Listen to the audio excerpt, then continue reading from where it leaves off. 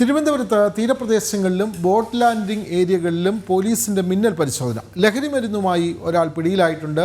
പെരുമാതുറ സ്വദേശി അസറുദ്ദീനാണ് പിടിയിലായത്. ഇന്ന് പുലർച്ചെ ഡോഗ് സ്ക്വാഡിന്റെ സഹായത്തോടു കൂടിയായിരുന്നു ഈ പരിശോധന. വിവരങ്ങളുമായി ശ്രീനന്ദ ചേരുന്നു. ശ്രീനന്ദ, തെരച്ചിൽ തീരദേശ മേഖലയിലൊക്കെ തന്നെ തെരച്ചിൽ ശക്തമാക്കുന്നു. അതിന്റെ ഭാഗമായി ലഹരി മരുന്നുമായി ഒരാൾ പിടിയിലാകുന്നു. കൂടുതൽ വിവരങ്ങൾ. വിനോദ്, ഇന്ന് രാവിലെയാണ് ലഹരി മരുന്നിന്റെ ഒരു മിന്നൽ പരിശോധന പോലീസ് തിരുവനന്തപുരം തീരപ്രദേശത്ത് നടത്തിയത്.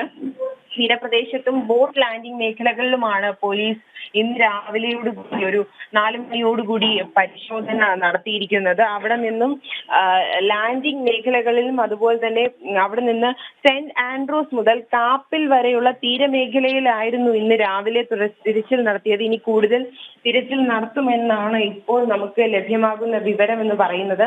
ഇന്ന് രാവിലെ പുലർച്ചെ നടത്തിയ പരിശോധനയിൽ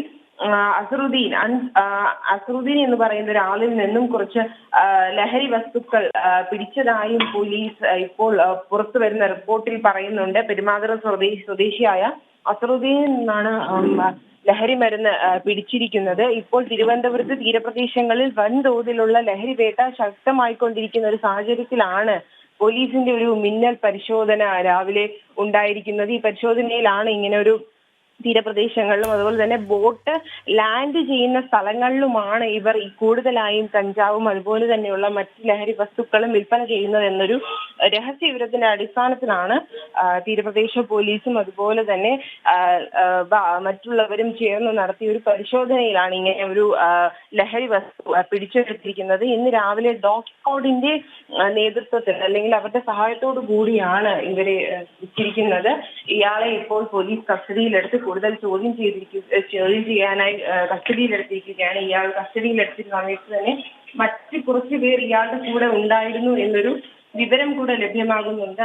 ഇയാളെ കൂടുതൽ ചോദ്യം ചെയ്താൽ മാത്രമേ ഇതിന് പിന്നിലുള്ള ഒരു വൻ ലോബിയെ കണ്ടുപിടിക്കാൻ സാധിക്കുകയുള്ളൂ എന്നാണ് ഇപ്പോൾ നമുക്ക് പോലീസിൽ നിന്ന് ലഭ്യമാകുന്ന വിവരം.